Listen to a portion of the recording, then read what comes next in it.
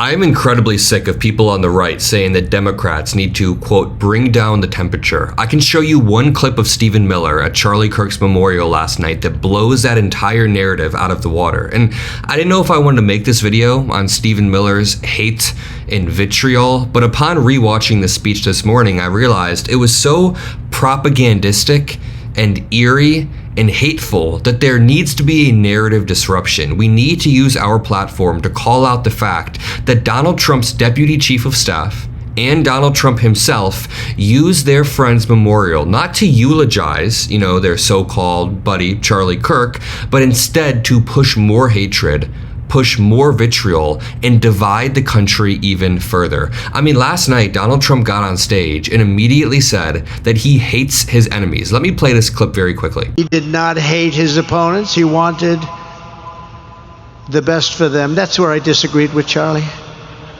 I hate my opponent, and I don't want the best for them. I'm sorry.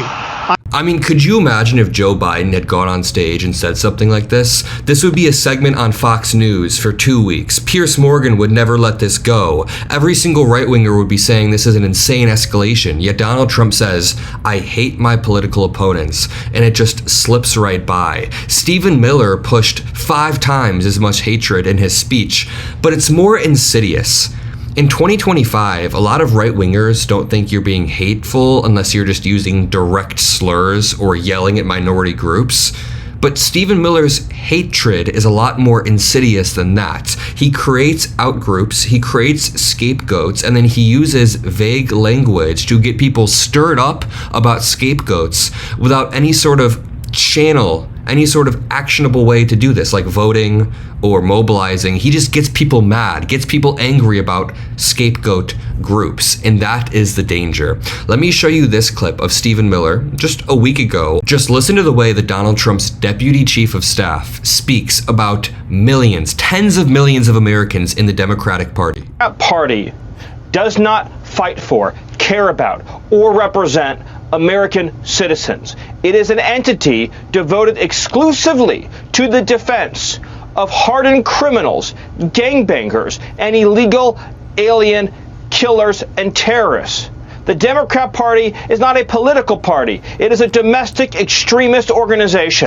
Wow, Democrats really need to tone down the temperature and tone down the rhetoric. Oh wait, that's Donald Trump's deputy chief of staff villainizing basically half of Americans or half of the American voter base. No Democratic leader or politician talks about Republicans like this ever. If you go on Blue Sky, you can probably find some account with like 6 followers that says crazy stuff. And Republicans try to equate that to Donald Trump and Trump's deputy chief of staff, saying they hate their political opponents and whatnot. So now I want to show you Stephen Miller's speech from the Charlie Kirk Memorial. He used his so-called friend's memorial as a vehicle, as a vessel to push forward more hatred. David Pakman tweeted out, "The Charlie Kirk funeral is absolutely disgusting, riddled with speeches that only dial up the temperature. Stephen Miller's was particularly vile." And a lot of people online, like David Pakman or other commentators, were showing empathy towards Erica Kirk, saying, she had quite a tough job going up there, 10 days, 12 days after her husband died, but everybody else was just spreading straight vitriol. Chris said, "Kids, live your life in a way that when you die, Stephen Miller will not be able to speak at your memorial." Very, very true. Now, when it comes to this Stephen Miller speech, a lot of people were comparing the way he spoke and the metaphors he used to a speech that Joseph Goebbels gave back in Nazi Germany.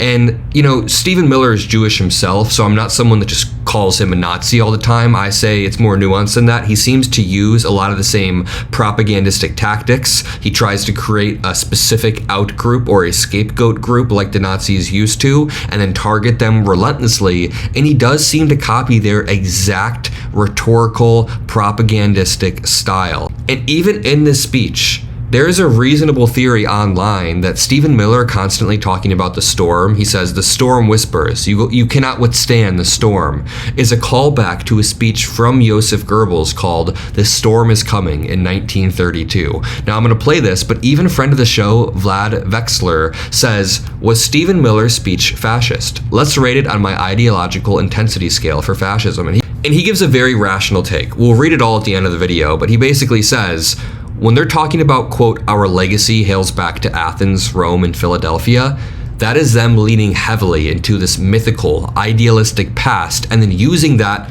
idealistic past as a pretext to consolidate power and have radical change. Then they talk about, you are nothing, you are wickedness. Vlad Vexler says the speech repeatedly names wicked enemies, but without specifying groups or calling for their elimination.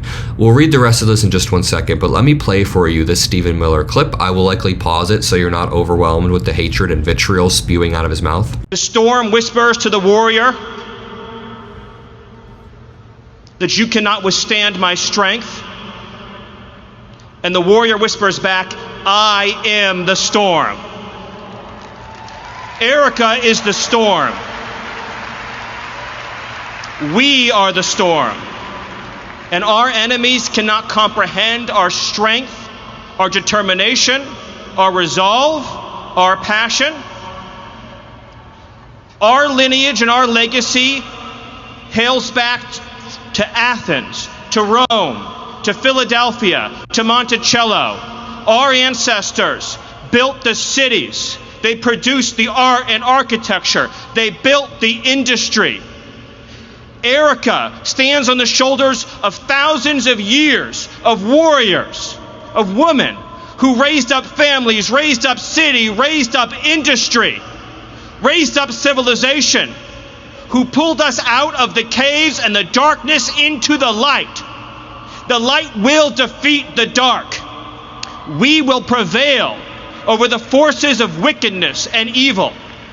They cannot imagine what they have awakened. They cannot conceive of the army that they have arisen in all of us. Because we stand for what is good, what is virtuous, what is noble. And to those trying to incite violence against us, those trying to foment hatred against us, what do you have? You have nothing. You are nothing. You are wickedness, you are jealousy, you are envy, you are hatred. You are nothing. You can build nothing. You can produce nothing. You can create nothing. We are the ones who build. We are the ones who create. We are the ones who lift up humanity. You thought you could kill Charlie Kirk? You have made him immortal. You have immortalized Charlie Kirk. And now millions will carry on his legacy. Wow, what an intense speech coming from Stephen Miller right there, who is essentially spearheading a lot of the policy for the Trump administration. Trump is obviously old and tired and rather resigned at this point, so he does his media hits, but a lot of reporters say that Stephen Miller is the one spearheading a lot of the most insane policy coming out of this admin. And it makes sense. You can see why. This dude has a lot of hatred deep down in his heart that he has trouble hiding and containing. And that's why I thought it was worth making this video. Let's go back over to Vlad Vexler's scale now that we've listened through that. So 1, he talks about revolutionary conservatism. That is 7 out of 10 on the fascism scale. When he says, our legacy hails back to Athens, Rome, Philadelphia, he's leaning into a heavily mythical past and frames radical change as something that is, continuous. It's continuity. Politics of enemies, he says, you are nothing. You are wickedness. This speech repeatedly names wicked enemies, but without specifying groups or calling for their elimination, which Stephen Miller has done in other times. Here's some more fascist signs like the cult of the leader. They talk about our fearless president, Donald Trump. We've seen it worse in other speeches. The importance of the inexpressible. Quote, I am the storm. We are the storm, says Stephen Miller. The speech contains mystical language, which elevates felt truth over analysis. But this isn't elaborated into a governing principle, in this speech at least. Stephen Miller overall governs based on emotion. Permanent emergency. Quote, you have awakened the dragon. We will defend. We will prevail. This speech contains strong crisis language, but without a call for permanent mobilization. Very, very interesting analysis. I'm going to leave it there. If you appreciate the videos that we make, drop a like, subscribe below. I'll see you on the next one, and peace out.